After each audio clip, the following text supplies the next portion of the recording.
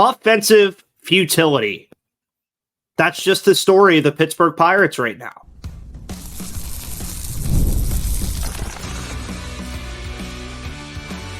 You are Locked On Pirates, your daily Pittsburgh Pirates podcast, part of the Locked On Podcast Network, your team every day. And folks, that is your Locked On Pirates podcast here on the Locked On Podcast Network. We're at your team, your Pittsburgh Pirates, every single day. My name is Ethan Smith. You can follow me on Twitter right there at MVP_Ethan or at Locked On Pirates for all of your news, analysis, opinions, and reactions to everything going on in the world of the Pittsburgh Pirates. Today's episode is brought to you by Monopoly Go. Make sure you go download the free Monopoly Go app on the App Store or Google Play to go have some fun with your friends and play that game, because it is a fun and a little bit of an addicting game. Get stuck on that for a little bit. That's your thing, do it. And something we've been stuck on for a little bit over the past week and change is the Pittsburgh Pirates and the futility of this offense right now. You guys know me. I've been doing this show now for almost 4 years, and you guys know that I am usually the positive type. I like to stay positive about things. I like to try to find the best out of this team. I like to try to find things that are positive. And don't get me wrong right now about this Pirates team. There are positives about this team. The bullpen is a positive. It's looked relatively good. Even though you might not think it has a 2.2 ERA in its past 9 games. But guys like Ke'Bryan Hayes and Connor Joe and Brian Reynolds and even Kutch to a degree are starting to hit the ball a little bit more.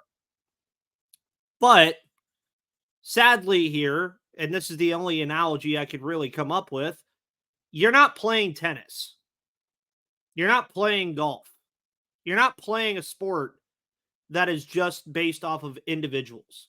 Now, individual performances can, to a degree, help a team win or lose games. But when I would argue that every individual is contributing to the offensive futility that we've seen from this Pirates roster over the past almost 2 weeks now, it's hard to even give out positive takes about anything that's going on. For instance, last night, if any of you stayed up and watched the game, or you may be listening to this show in the AM while watching the replay of the game, Pirates had 2 hits last night. That was a season low for them against the Oakland Athletics. Now, I know a lot of Yins will look at this series and say, why are we losing to the Oakland Athletics? Why are we not sweeping them? The Oakland Athletics have actually been playing some pretty decent baseball, folks, at this current juncture. This is not me saying that the Oakland Athletics are going to be a competitive baseball team all year. This is just me saying that at this current moment, the Oakland Athletics are a competitive baseball team and playing better baseball than the Pittsburgh Pirates are. I would argue that there's probably at least 26 to 27 teams that are just playing better baseball than the Pittsburgh Pirates right now. They have 28 runs, folks, in their last 14 games. They are averaging 2 runs per game.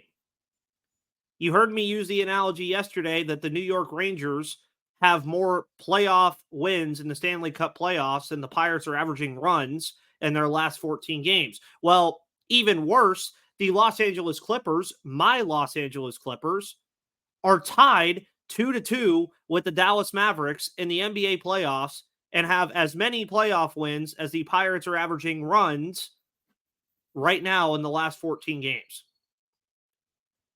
This is something at this point with this offense that the issues are clear.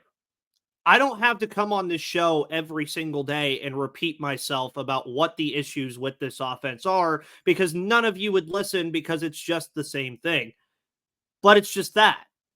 Right now, when you turn on a Pirates game, your immediate first thoughts are, this is going to be a low-scoring game. Immediately. It doesn't matter what opponent you're facing right now. It could be the Los Angeles Dodgers. It could be the Guardians. It could be the Reds. It could be the Athletics. Are you really betting the over on runs in any Pirates game right now? At all. I wouldn't. And folks, FanDuel, who's a sponsor of this episode, and you'll hear from them later, if I were you guys and you just want to go make some easy money, just put $5 every day on the starter that the Pirates are facing on over strikeouts. I would do it. And what was even more frustrating, I think, about last night's game is the pitcher that the Pirates faced last night, that being Boyle. He threw more balls than he threw strikes in that game last night. He was credited with the win. He only gave up one hit. That one hit was in the first inning on a Key Brian Hayes single.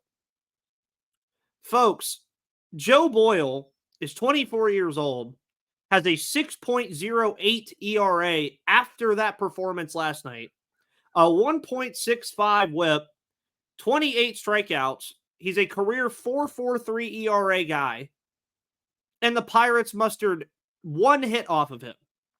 Now, the Athletics bullpen is actually a group that is doing relatively well. They're second in Major League Baseball in walks allowed.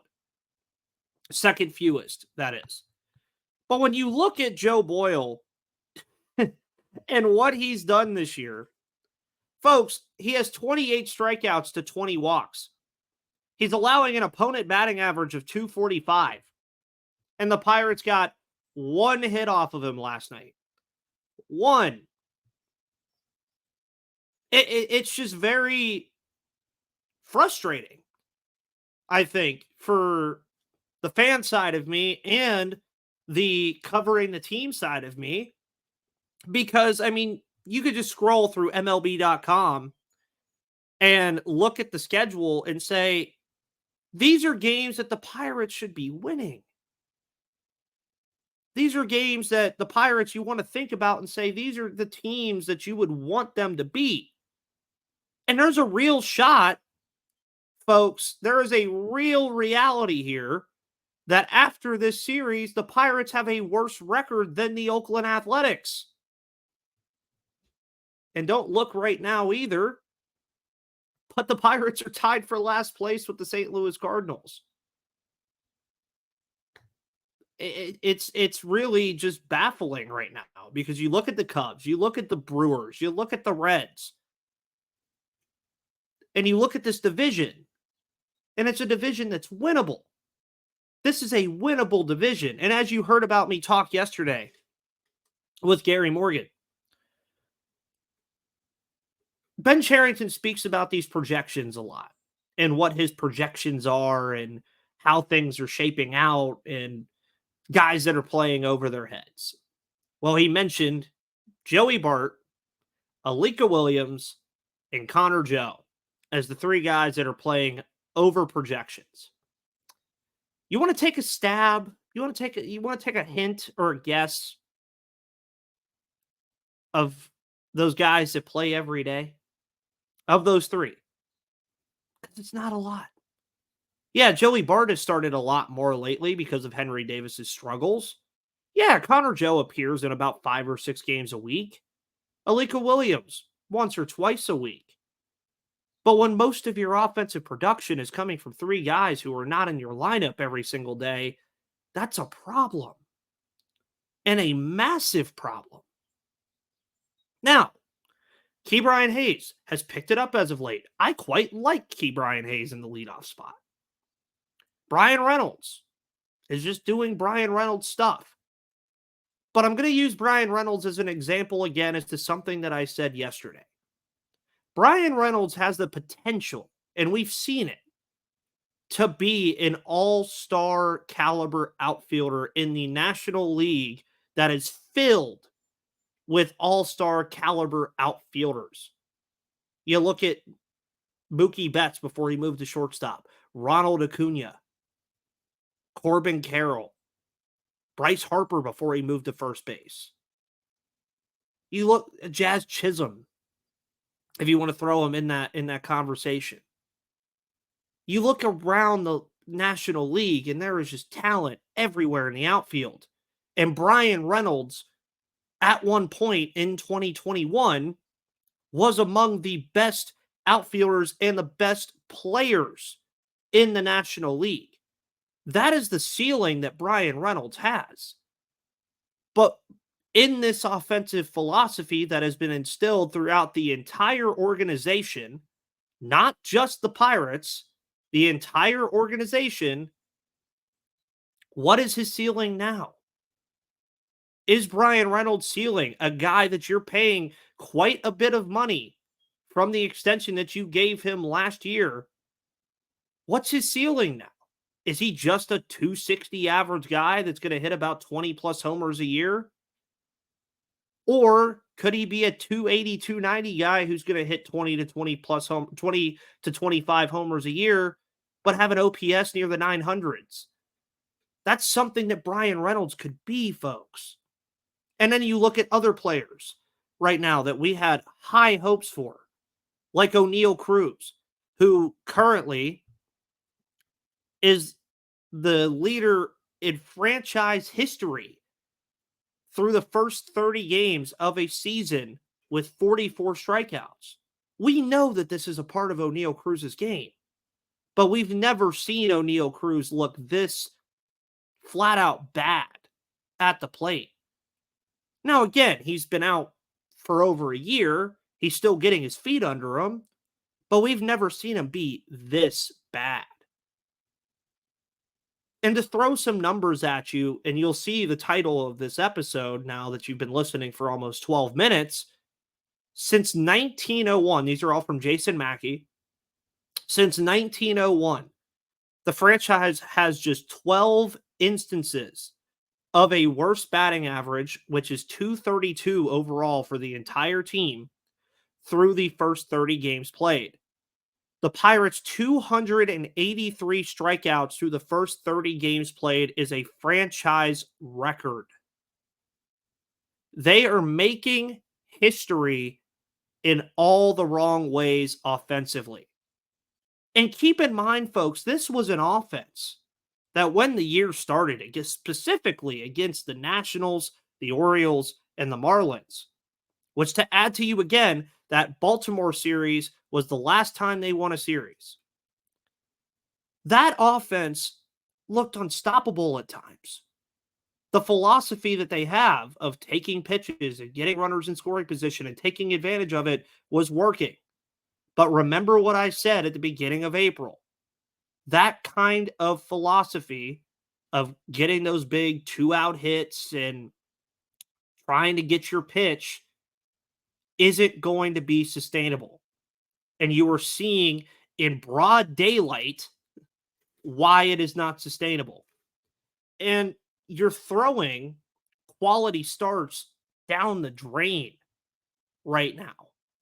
Jared Jones on Sunday, for instance, had a great start against the San Francisco Giants. I call it great. You know why I call it great? Because he's a rookie and he found a way to get out of a rut when he gave up 2 home runs and get it and hit hard. Bailey Falter had a rough night last night. We expect that from Bailey Falter every once in a while. But what you'd also expect is that your offense is going to give you some sort of production, and they just aren't doing it. And I think the most frustrating thing of all is they're just not changing anything. Everything is just the same. Yeah, the lineups change, but are we really confident in a lineup change right now with the guys that are here? And the even more scary reality at this moment in Pirates fandom and history is your top prospects that can come up aren't hitters. They don't really have that much help that they can call up from somewhere else. They can't. There's 2 guys that we're going to talk about in the second segment, Nick Gonzales and Liover Peguero, who are the guys that you can confidently bring up because they've been here before. Name me another player that can come up right now that you would be confident in to call up that would make an impact on this offense. It's hard. So yeah, for all of you that want to bring up Paul Skeens, by all means, keep saying it. Bring up Paul Skeens. It's not going to fix the offense. Yeah, it'll look great to watch Paul Skeens and Jared Jones dominate at their young ages. And then we'll still be looking at an L after the game because the offense is just doing absolutely effing nothing. And that's just the cold reality of it right now. But Nick Gonzales and Liover Peguero are off to hot starts right now in AAA. You want to change something? Bring them up. So could they be called up to come help whatever is going on with this offense? We'll talk about that in just a moment. But before we do, folks, let's hear from our friends at DoorDash.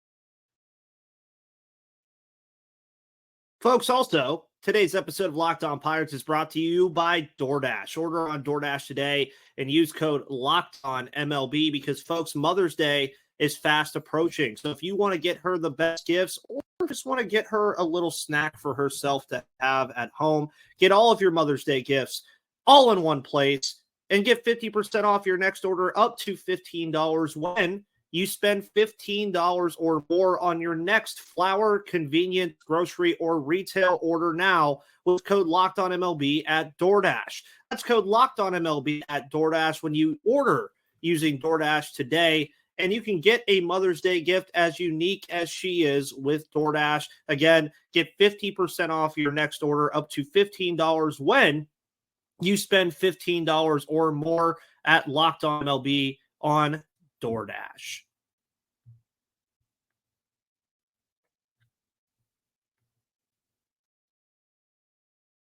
Thank you to DoorDash for being a wonderful sponsor of the Locked On Pirates podcast here on the Locked On Podcast Network. And shifting away from the Major League team for just a moment, you guys, I would watch some of these minor league games. Yeah, the Altoona Curve are on a bit of a losing streak, and the Indianapolis Indians, I don't know exactly what their record is, but I do watch quite a bit of the games.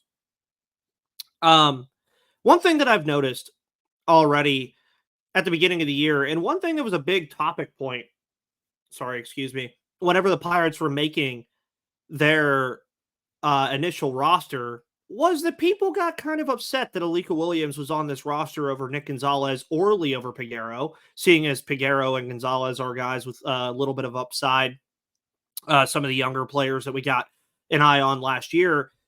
But so far, folks, I mean, Nick Gonzales and Liover Peguero have done quite the job in AAA. You look at Nick Gonzales first, and he's done well overall across his entire minor league career. 292 average, 900 OPS, 41 home runs. This season, though, so far, I mean, he's 91 at-bats in with the Indians, has 2 homers and 13 RBIs, an OPS above 1,000 right now at 1.027, along with a 385 batting average.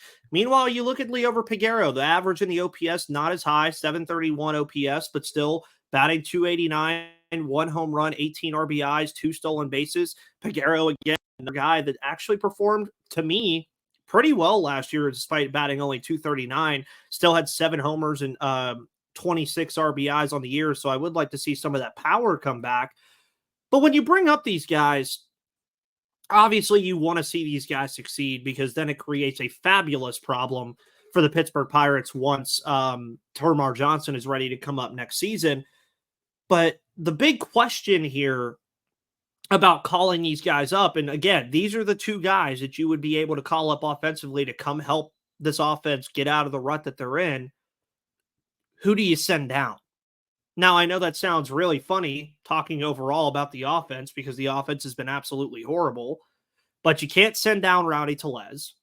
You're not sending down Kutch. So we're just going to go down the line. You're not sending down Hayes. You're not sending down Reynolds. You're not sending down Sawinski. You're not sending down Taylor. You're not sending down Tellez. You're not sending down Triolo. You're not sending down Williams. You're not sending down Cruz.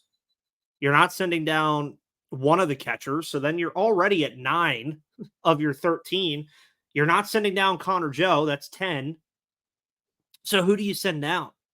You have Edward Olivares, who's a potential casualty of being sent down if you want to change some things. You look at other guys that you could send down. I would throw Triolo in there. You could potentially send him down if you want to, but I don't think they want to with his defensive acumen.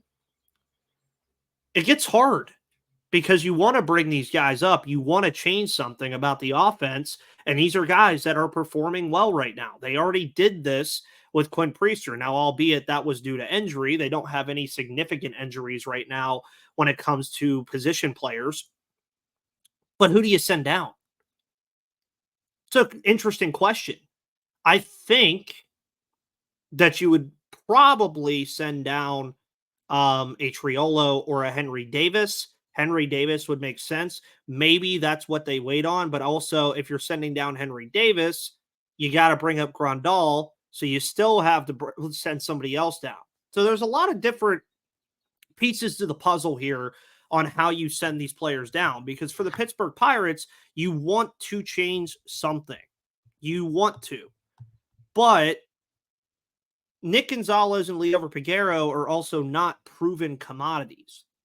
Yeah, they're doing very good at AAA right now. Notoriously, they are players that perform well in the minor leagues. That's why they were brought up last year to show off some of what they could do. But it does get difficult when you look at this roster on who you want to send down. Edward Olivares, I think, is the only guy that you can confidently look at and say they would be fine without him. You can't, I know we have our thoughts about Rowdy Tellez right now. You can't send him down because he has no options. And then you're playing Connor Joe at first every day, which I want to see anyway. But then who do you play outside of that? They also want to use Connor Joe in the outfield as well. And then you look at all of the other pieces, and these are pieces that you've either extended or pieces that have to stay there. So Edward Olivares would probably be the guy. But are you even confident in sending him down? I think that's a big topic point and a big sticking point to think about, because I would love to see Nick Gonzales and Liover Peguero on this roster, and or one of them. I think it would be a fabulous addition with the way that they're playing right now to bring up one or the other. But it's a lot more difficult than you think to bring up one of those guys, and that's something that the Pirates are going to be dealing with for quite a while. I mean, when Termarr Johnson, I mention him a lot because he's my favorite prospect in the system. I think he's going to be an absolute star at this level with the hitting tool that he has. And I can already wait for the comment that Andy Haynes will ruin him. I don't think Andy Haynes will be here by the time Termarr Johnson gets here. But when they get ready to bring him up, assuming that all these guys are still here by midsummer of next year, I mean, you're looking at a middle infield that has Cruz, Williams, Triolo, Gonzales, Peguero. It's 5 guys that you're going to have to make decisions on quite quickly to bring up a guy like Termarr Johnson.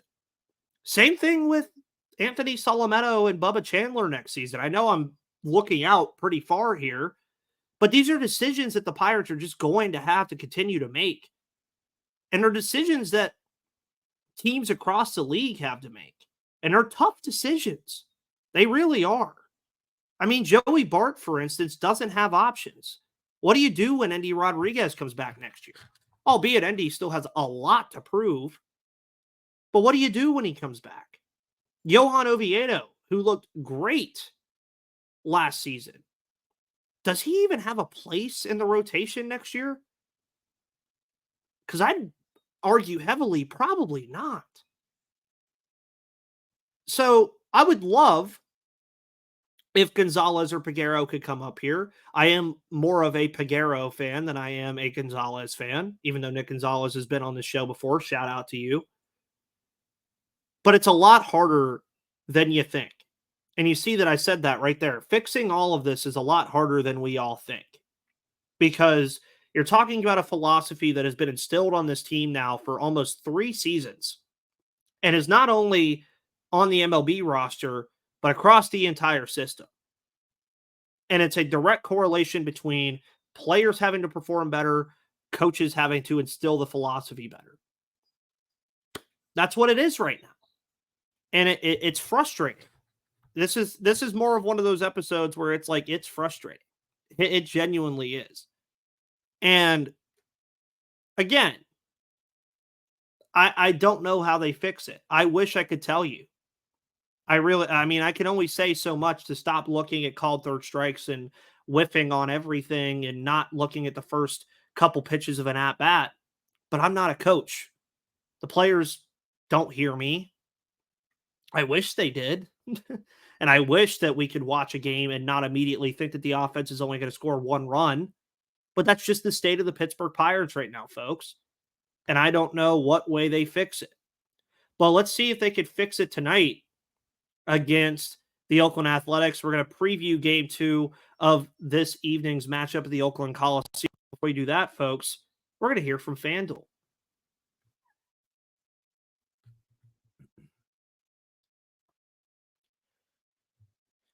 Today's episode of Locked On Pirates is brought to you by FanDuel. Make sure you go to FanDuel.com/LockedOn for all of your betting needs this baseball season. But right now, it's playoff time in the NBA and NHL, and baseball's in full swing. So FanDuel is your place to bet on every game.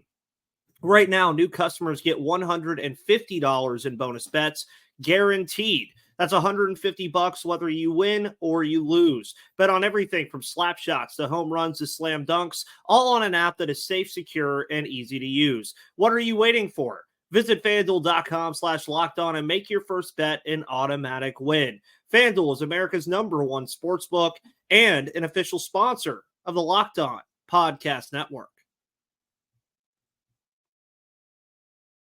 Love our folks over at FanDuel. It's hard not to love them. Love all the advertisers here on the Locked On Podcast Network, where it is your team, your Pittsburgh Pirates, every single day. And they will play the Oakland Athletics tonight again in their final trip to the Oakland Coliseum, obviously with the Oakland Athletics out there moving to Sacramento and then eventually Las Vegas.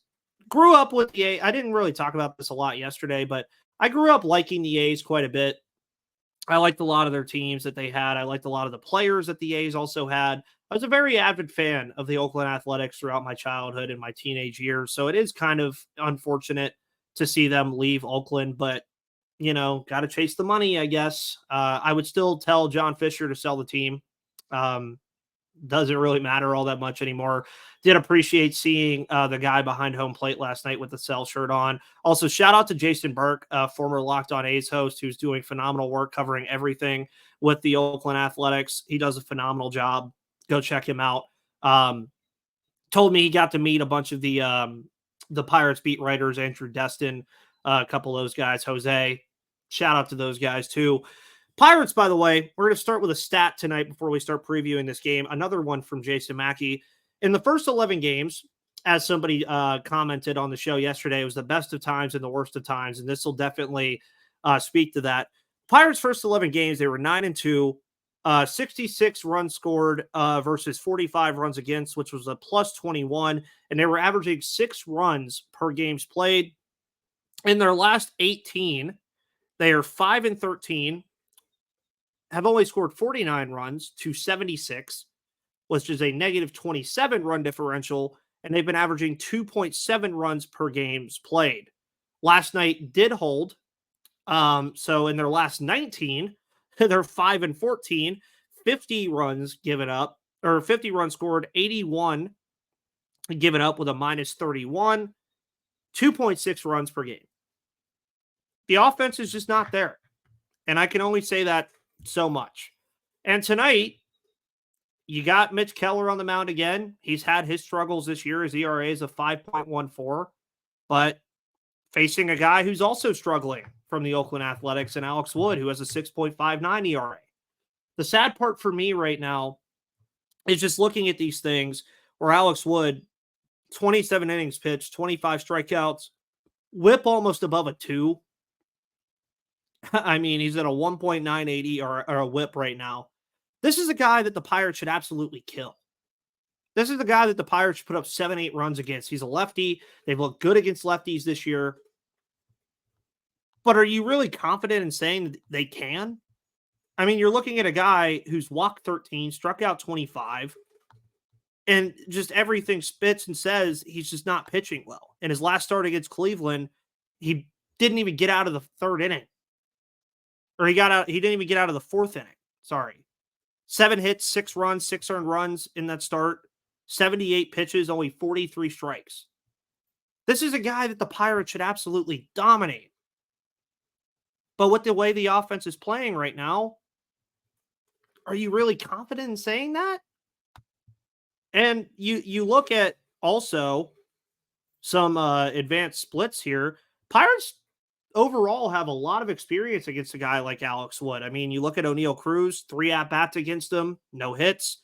Henry Davis, 2 at-bats against him, no hits. Ke'Bryan Hayes has 9 at-bats against Alex Wood and has a 1.556 OPS. Meanwhile, Connor Joe, 15 at-bats, 467 average. Kutch has seen him 37 times, struggles with him, 592 OPS. Brian Reynolds has seen him 17 times, 471 average. Michael A. Taylor has seen him 18 times, 444 average. Triolo has seen him twice and has a hit against him. Sawinski's seen him a couple times, struggled against him. So this is a guy in Alex Wood that the Pirates have seen quite a bit from his time in San Francisco, from his time everywhere, and they've had success against. So is tonight maybe the night where the offense gets off the schneid a little bit? Is it the night that the Pirates figure it out? Who knows? And I'm not saying that it's all going to get fixed in one game, because it sure as hell isn't. But it would be nice to watch them at least have some sort of life offensively. I think that's all we want. Just have some life offensively, and we'll see what the offense and Mitch Keller can do against Alex Wood and the Oakland Athletics tonight here on the Locked On Pirates podcast. Again, where it is your team, your Pittsburgh Pirates every day. My name is Ethan Smith. Follow me on Twitter right there at MVP_Ethan or at Locked On Pirates for all of your news, analysis, opinions, and reactions to everything going on in the world of the Pittsburgh Pirates. You can find this show on YouTube or all of your audio platforms because it is free and available to you every Monday through Friday throughout the baseball season and some of the off season. So folks, thank you so much for tuning in. Have a wonderful rest of your Tuesday morning, afternoon, and evening. See you tomorrow, but until then, see you on the flip side.